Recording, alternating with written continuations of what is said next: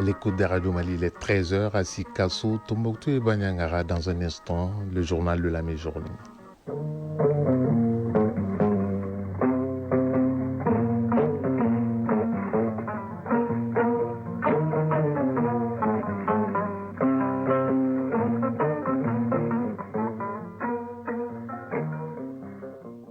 Le journal Ousmane Daou.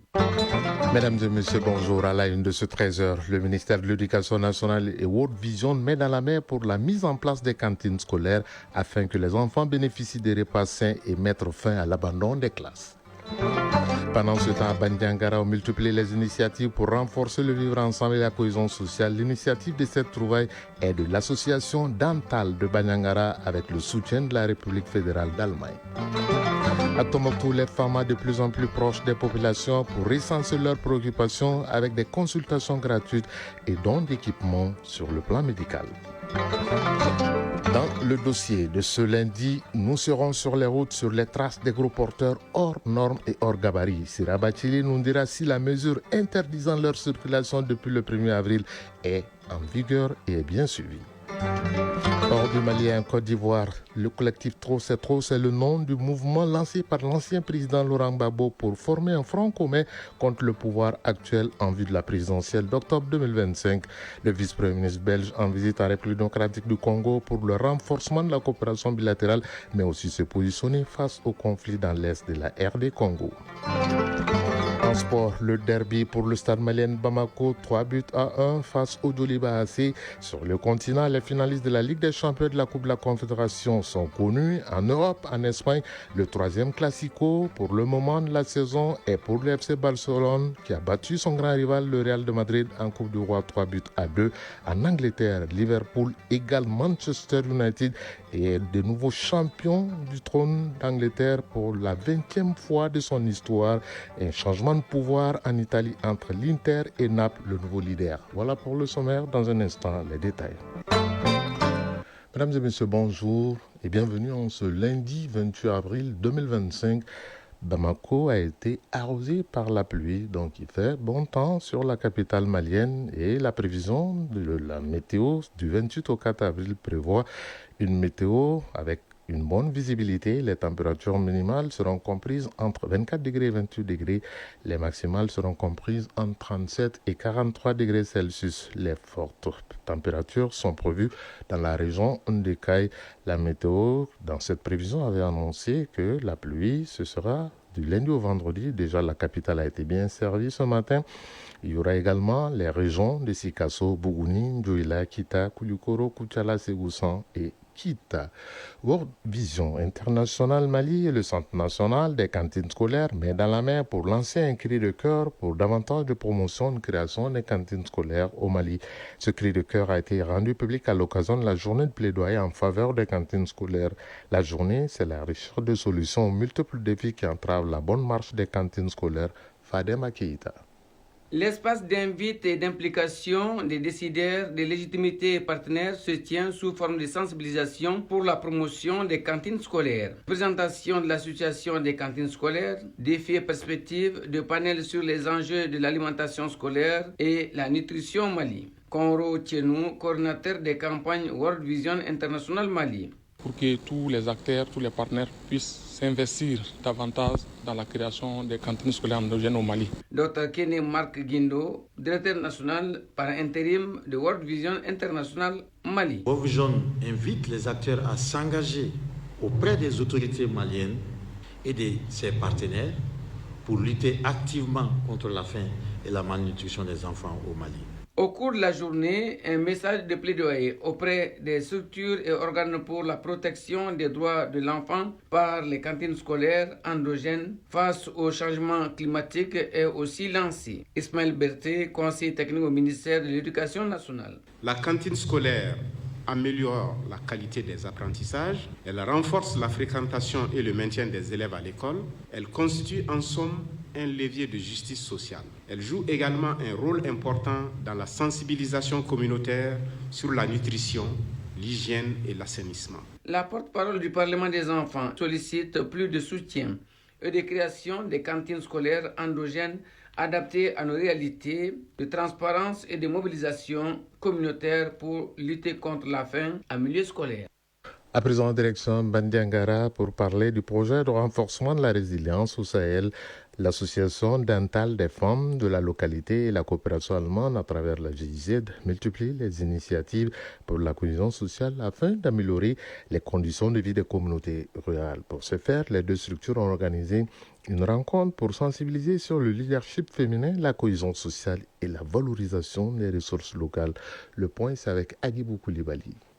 Porté par la coopération internationale allemande, GIZ, et financé par le ministère fédéral allemand de la coopération économique et du développement, le projet de renforcement de la résilience au Sahel déploie ses actions dans 10 communes des régions de Bandiagara et Mopti. L'objectif est de renforcer la résilience des populations rurales face aux multiples chocs économiques, climatiques, sécuritaires qui fragilisent le tissu social au centre du Mali. C'est dans ce cadre que l'association dentale des femmes de Bandiagara prend une place active dans l'implantation du projet en initiant une conférence sur la paix. Abdoulaye Kassongue, maire de la commune urbaine de Bandiagara. De nous donner la main, de communiquer, de s'informer, de se pardonner afin d'atteindre les objectifs assignés. Avec cette initiative, nous voulons non seulement former les femmes, mais aussi les positionner comme actrices incontournables de la résilience communautaire, explique la responsable de l'association dentale, Aïssata Sidibé. L'objectif principal est de favoriser le dialogue entre nous afin de restaurer la paix et la cohésion sociale entre les femmes et les jeunes hommes. Pour les autorités administratives, cette conférence permettra d'éclairer la lanterne des participants sur la notion de paix et de cohésion sociale. Amadou Maïga, préfet du CEF de Bandiagara. Renforcer les capacités des femmes et jeunes du quartier, la Fiabougou et les PDI du site APECAM, les leaders communautaires sur la paix. Alors que les défis sécuritaires et climatiques continuent de menacer les équilibres dans le centre du Mali, les femmes de Bandiagara, avec le soutien de la GIZ à travers le projet SARES, montrent la voie d'une résilience durable, inclusive et portée par la base. Bandiagara, Agibou Koulibaly, Mahamadou Sidibé et Oumar Guino pour l'ORTM. Agibou Koulibaly à Tombouctou dans la cité des 333 saints, c'est l'armée qui montre la voie de la réconciliation et de la cohésion sociale avec le commandant de zone de la 5e région militaire qui a effectué une vaste mission de prise de contact avec la population à l'intérieur de la région de Tombouctou. Cette sortie lui a permis d'être à l'écoute des populations, recenser leurs préoccupations, constater de visu les hommes déployés sur le terrain, comment ces opérations se mènent, également mener des actions civilo-militaires à l'ERE ainsi que la remise d'équipements au CESCOM du cercle. Najim Baba Sissé depuis la cité des 333 saints. Cette mission de la 5e région militaire, conduite par le commandant de zone, est venue s'enquérir des conditions de vie et de travail des hommes sur le terrain, ensuite opérer des actions civilo-militaires. Ces actions ont concerné le centre de santé communautaire de l'ERE qui a bénéficié de matériel et consommables médicaux. Médecin lieutenant Balamoussa Sissoko, médecin du GTIA Alfarouk 15. Nous avons eu à échanger avec le responsable local qui nous a fait part de ses préoccupations et de ses besoins. Docteur Souleymane Tangara, directeur technique du CESCOM de l'ERE. Sur le plan médical, ça va nous aider beaucoup à pouvoir prendre plusieurs patients, surtout aux côtés de l'hospitalisation et d'observation. Cette localité a subi les effets néfastes de la crue exceptionnelle du fleuve, entravant du coup les activités socio-économiques affectant les populations. Les FAMA viennent au secours en remettant du vivre pour soulager les familles vulnérables. Kadia Woulare, présidente de la CAFO locale de l'ERE. C'est un grand sacrifice que les FAMA nous ont fait en ces temps difficiles. Que Dieu les récompense, qu'ils retournent en paix. Colonel Seydou Nyagando, commandant de la 5e région militaire de Tombouctou. Il était important pour nous de venir magnifier notre solidarité à cette brave population qui est restée sur place, qui est restée fidèle à son armée malgré des périodes difficiles. À travers cette donation, nous soutenons en même temps la population, mais nous soutenons aussi les femmes. Commandant d'aviation Karim Douladiko, préfet du cercle de l'ERE. Il y avait eu la crue, il y avait eu la coupure des routes, il y avait eu beaucoup de choses. L'insécurité a affaibli les potentiels de cette commune. Donc nous nous réjouissons vraiment de son action. Ces actes posés par les forces armées maliennes viennent illustrer leur engagement à œuvrer pour la sécurité et le bonheur des citoyens sur l'étendue de la région de Tombouctou. Tombouctou, Najim Baba Sissé, Maouloud Tandina pour l'ORTM. Actualité hors du pays, en Côte d'Ivoire, l'ex-président Laurent Gbagbo a lancé samedi le mouvement citoyen Trop c'est trop. À 6 mois de l'élection présidentielle d'octobre 2025, ce mouvement a pour but de rassembler tous ceux qui sont en froid avec le pouvoir actuel, exclu de la course à la présidentielle en raison de sa condamnation judiciaire. L'ancien chef de l'État s'est exprimé samedi dans un communiqué à l'issue d'un rassemblement du comité central de son parti, le Parti des peuples africains Côte d'Ivoire, PPACI. En République démocratique du Congo, le vice-premier ministre belge et ministre des Affaires étrangères, Maxime Prévost, est en visite dans le pays. Il est arrivé hier à Kinshasa, la capitale, où il va rencontrer le président Félix Tshisekedi. L'objectif est de renforcer la place de la Belgique dans les différents processus de paix en cours, notamment celui de Doha sous l'égide du Qatar, celui de Washington avec les États-Unis sur la déclaration des principes de cessez-le-feu signée vendredi dernier, notamment celui de l'Union africaine et enfin celui mené conjointement par la SADC et la EAC. Cette visite intervient après celle effectuée à Kampala, en Ouganda et au Burundi, une première pour un chef de la diplomatie belge depuis plus de 10 ans. En Iran, au moins 40 personnes sont mortes et 1000 autres ont été blessées samedi dernier par une puissante explosion. Cette tragédie est survenue dans le port Shahid Arajaï, situé près de la grande ville portuaire de Bandar Abbas. Le guide suprême, l'ayatollah Ali Khamenei, a ordonné hier une enquête approfondie après cette explosion meurtrière. Le ministre de la Santé, quant à lui, a appelé les habitants à rester chez eux jusqu'à nouvel ordre. Enfin, élection législative anticipée au Canada. Ce lundi, avec 29 millions d'électeurs qui sont appelés aux urnes pour élire le nouveau Premier ministre du pays. Celui-ci aura la lourde tâche de gérer une crise sans précédent et de négocier avec le président américain Donald Trump, dont la guerre commerciale et les menaces d'annexion ont bouleversé cette campagne. Justement, la campagne a également été bouleversée et même meurtrie samedi par une attaque à la voiture bélier à Vancouver par un homme souffrant de problèmes de santé mentale selon la police. Elle a tué 11 personnes et en a blessé des dizaines d'autres. Comme annoncé dans les titres, le dossier de ce 13h va porter sur la mesure d'interdiction de la circulation des véhicules hors normes et hors gabarit. Une mesure très importante pour la sauvegarde du réseau routier national qui se dégrade au jour le jour avec les poids qui dépassent les normes. Du 1er avril, début d'application de la mesure, au 21 avril, plus de 8000 véhicules ont été contrôlés et plus de 2000 étaient hors normes. La sensibilisation continue à tous les niveaux et Sera Bathily a fait un tour au poste frontalier de Kouré-Malé, côté Mali, mais également dans quelques garages suivants. Sur les pas des transporteurs pour sauver nos routes et garantir la sécurité routière, le ministre des Transports et des Infrastructures, accompagné du directeur général des douanes, vient constater l'effectivité de la mesure du gouvernement relative à l'interdiction de la circulation des véhicules gros porteurs hors normes et hors gabarit. Nous sommes à Kouré-Malé, à 120 km de Bamako, à la frontière Mali-Guinée. Dambélé Madina Sissoko, ministre des Transports et des Infrastructures. Au niveau de tous les postes frontaliers du Mali, tous les véhicules qui ne sont pas dans les normes ne peuvent pas circuler sur les réseaux. Les véhicules que nous venons de mesurer tout de suite a à peu près une longueur de 23,80. Donc quand vous regardez au niveau de Bamako, pas Bamako seulement, même sur les corridors, vous voyez que ces véhicules lourdement chargés, hors gabarit, constituent un danger sur les infrastructures routières. L'État stoppe donc le danger de disparition du patrimoine routier avec la dégradation progressive des infrastructures qui ne supportent plus les poids et les hauteurs de ces véhicules gros porteurs.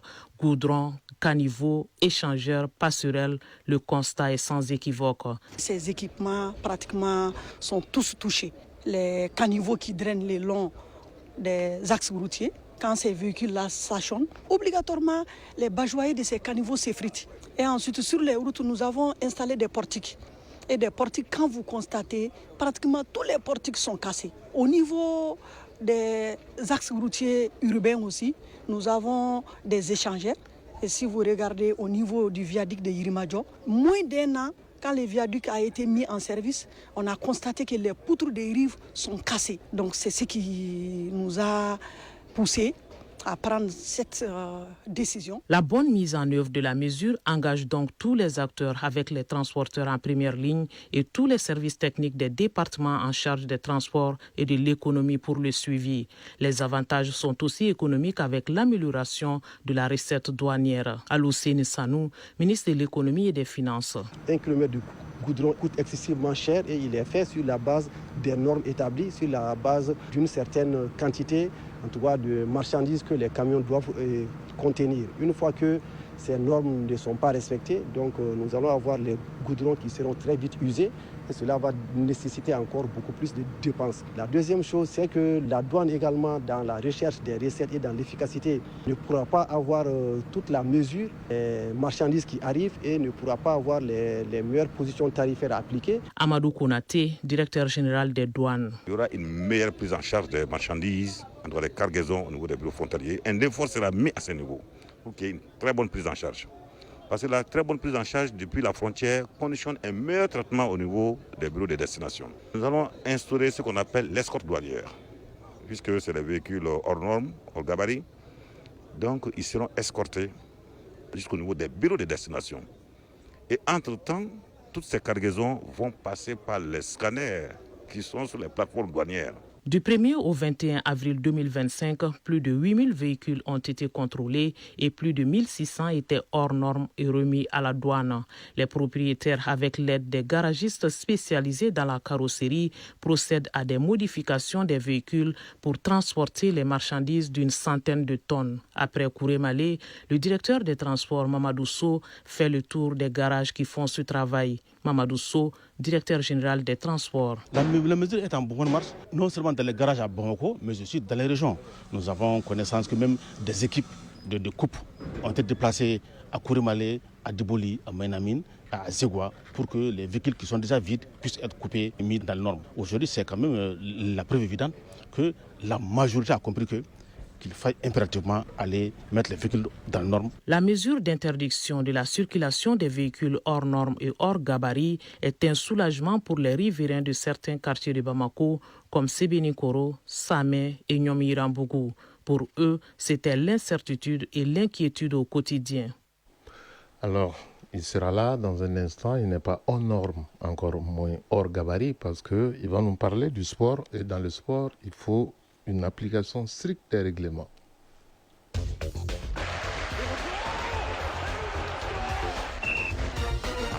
Vous l'avez compris, ce générique annonce la page sportive de ce journal et elle sera animée par Foti Tunkara, et que j'appelle affectueusement Dougutikiba Foti. Bonjour et bienvenue.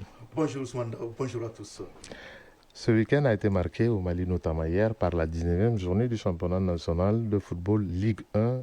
Et le derby, c'est dans la poche du stade malien de Bamako face à son grand rival, le Djoliba AC. Absolument, derby malien donc qui aura tenu toutes ses promesses hier au stade du 26 mars de Rimadio avec du jeu malgré l'enjeu et surtout des buts, 4 au total, dont 3 pour le stade malien de Bamako et 1 pour le Djoliba AC. But stadis inscrit par les transfuges du Djoliba AC, Ousmane Koulibaly Kalaba, auteur d'un doublé au 13e et 66e minute de jeu.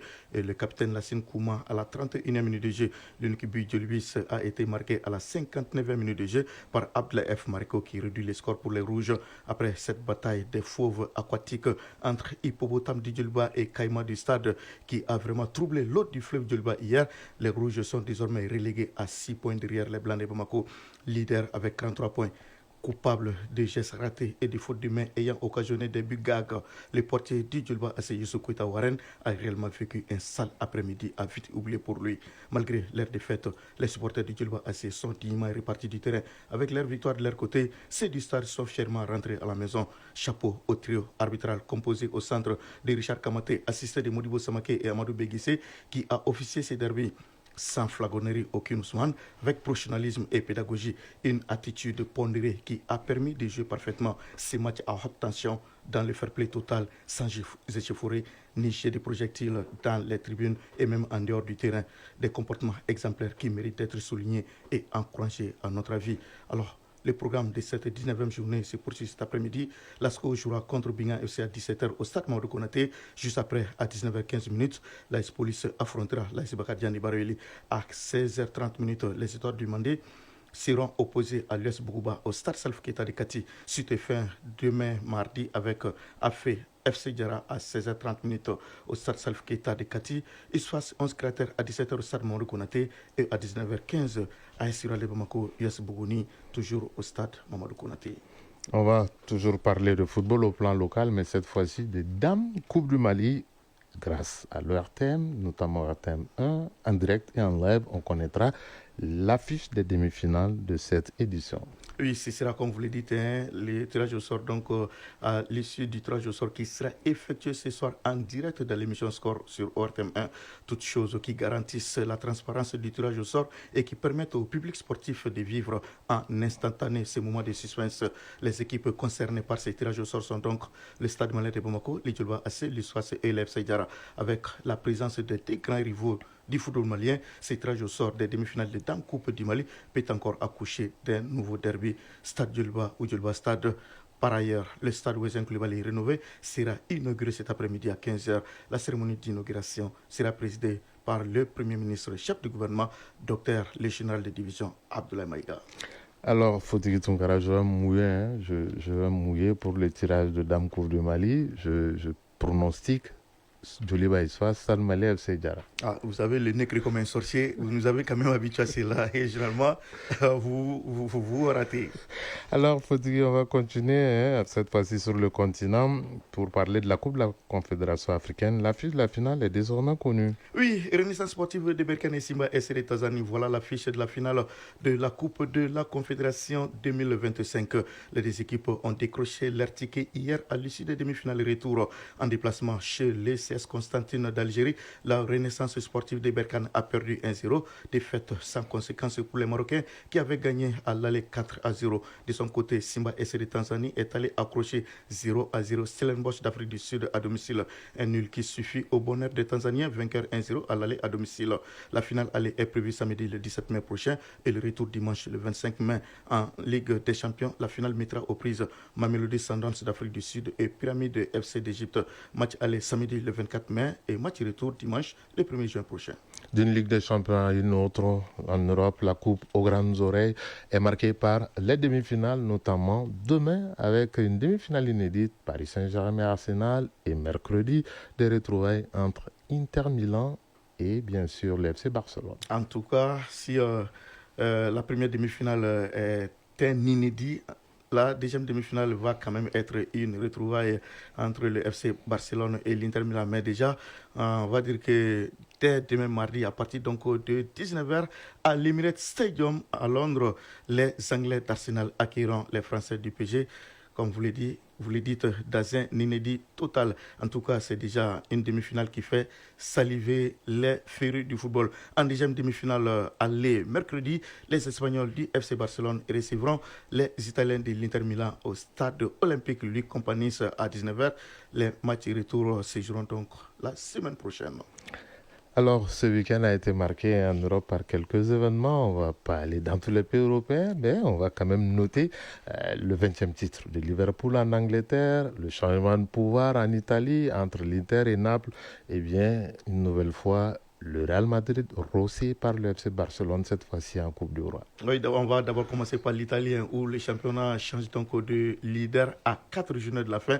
Naples détrône l'Inter et reprend les commandes de la Serie A en surclassant les Torino. Hier, 2-0. C'est là, quelques heures après donc, la défaite à domicile de l'Inter Milan face à la Roma 1-0 au compte de la 34e journée.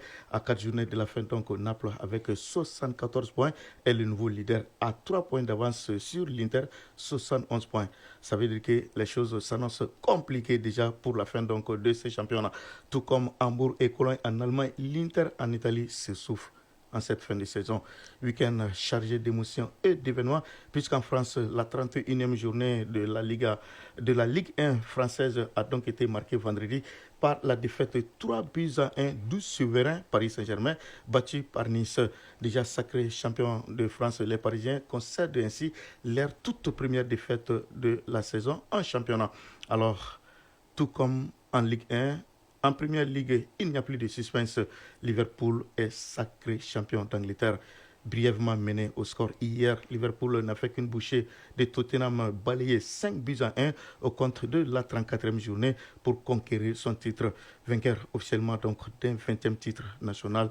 Liverpool qui égale les records de Manchester United est sur le point de boucler une superbe année après 4 saisons de domination sur partage de Manchester City. Vous l'avez dit, le week-end qui a donc également été marqué par ces derbys classico du football espagnol et le Barça qui a humilié les Paris, qui a humilié donc le Real de Madrid, le Thiago Konaté. Absolument 3-1. C'est vrai, on avait vite entré cette équipe du Real Madrid, mais elle a failli surprendre.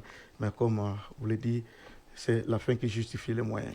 Oui, on avait pensé dans cette rencontre, après le deuxième but de Tchouaméni et la réduction de Mbappé, que le Real sortait sa tête de l'eau. Mais on va attendre le prochain rendez-vous entre les deux. Ce sera le match retour en championnat. D'ici là, on va terminer avec la balle au panier, c'est-à-dire le basketball ici au Mali. Oui, en fait, c'est là quand même la 11e journée donc, qui a pris fin avec notamment la victoire de l'USFAS sur l'Esreal 72-62 chez les hommes. L'honneur pour le Real a donc été sauvé par les dames qui vengent les hommes face à l'USFAS 83-70. Autre résultat de cette 11e journée chez les hommes, le CMK a battu Atar Club de Kidal 80-65. Fasoukano a perdu contre le CRBT 63-39. L'AS Police s'est incliné devant le Stade Malien de Bamako 75-67. En série dames, l'AS Commune 5 a battu le CRBT 73-72. Le ASC s'est incliné devant le Djolba AC 84-42. L'AS Police a perdu à nouveau contre le Stade Malien de Bamako 57-55. Merci Fotigui Tunkara pour le tour complet de l'actualité sportive de ce 13h. Merci à vous aussi. Il est 13h25 à Mankourani, également à Dramane, tout comme à Sami Gare. Ces deux localités sont situées dans la région du Caille. Ce journal vous a été présenté par Ousmane Daou, mise en onde Absi Traoré, mise en ligne Mohamed Koulibaly, réalisation Soumaou Aïdara, Koumba Sissako, Jafar Cham. Prochain rendez-vous avec l'actualité, c'est à 19h30. Vous serez en compagnie de Koumba Sissé, mais gardez vos positions d'écoute dans un instant. Et Sata Tangara sera là pour les avis et communiquer. Tout le plaisir a été pour nous de vous servir. Si vous êtes à table, bon appétit. Si vous avez fini de manger, bonne digestion. Chacun de nous ne peut être une étoile, mais tâchons de briller pour éclairer là où nous sommes. Au revoir et à très bientôt. Bonne semaine à toutes et à tous.